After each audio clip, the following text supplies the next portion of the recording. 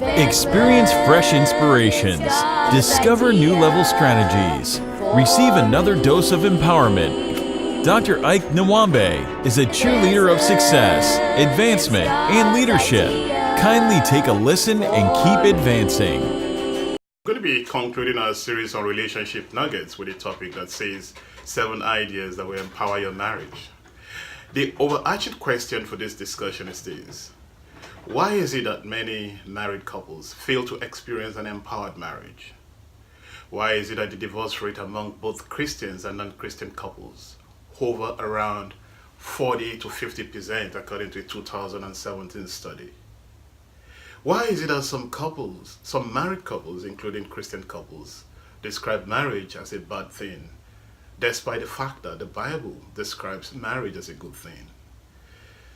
The answer to the above questions is simply this: some newly married couples lack some basic ideas that will empower their marriages, and some older couples fail to implement some of these ideas that they either already knew or have actually heard about.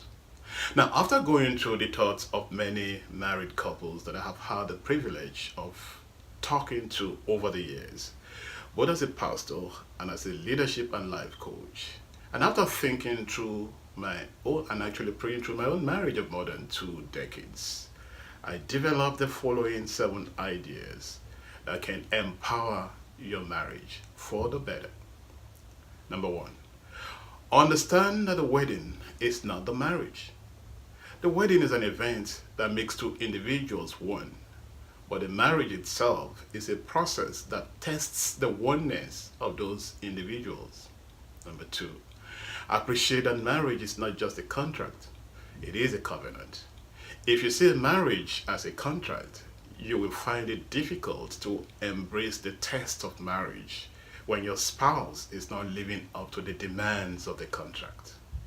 Hollywood sees marriage as a contract, but the Holy Book of the Bible sees marriage as a covenant.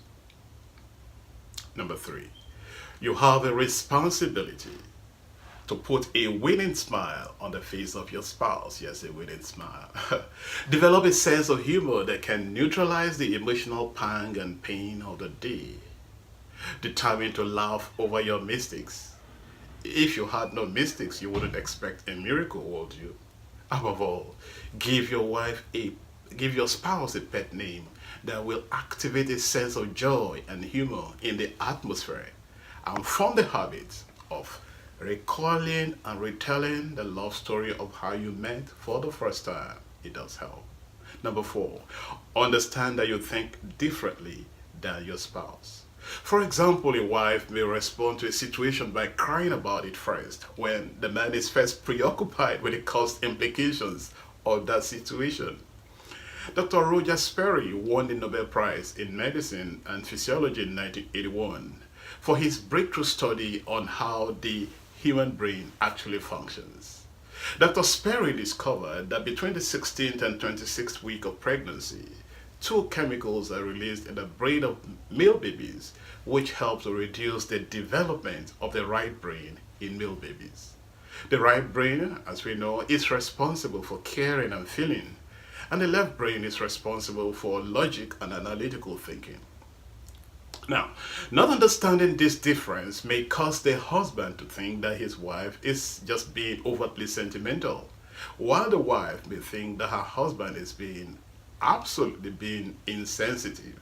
But here's the interesting part. Long before Dr. Sperry made this discovery, Peter the Apostle had admonished the husbands in 1 Peter 3:7 to dwell with their wives according to knowledge.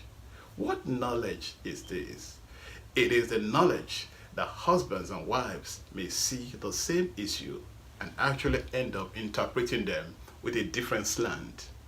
In your marriage, my dear friend, kindly understand that logic without feeling will not win the race. Neither will feeling without logic do it.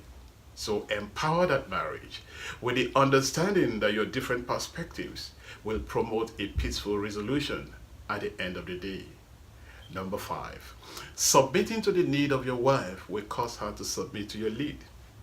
A husband who does not recognize and respect the special needs of his wife will have a hard time getting her respect. And a wife who does not massage the ego, I mean the real raw ego of her husband, will soon realize that even the smallest and poorest of husbands cannot afford to stick around a wife who makes them feel like a chicken. Number 6, see money, as a mere tool for solving problems in your marriage. Money is said to be the number one cause of crisis in marriage in virtually every study. That occurs when couples refuse to see money as a mere tool for service. A wife that says, I spend my money the way I want it. And the husband that says, go get your own money and take your eyes away from mine, needs a change of ideas concerning money. If not, that marriage will either lose the honey part of it or become another statistic in the world of failed marriages, and I say God forbid. Finally, number 7, allow room for pleasant surprises. Pleasant surprises like when you offer your body to your spouse, even if you were not thinking of it. Pleasant surprises like when your in-laws, family members, and bosom friends pay you a visit. Do the best to make your home a haven of peace for them. Pleasant surprises like when your children try to play domestic politics with your brain.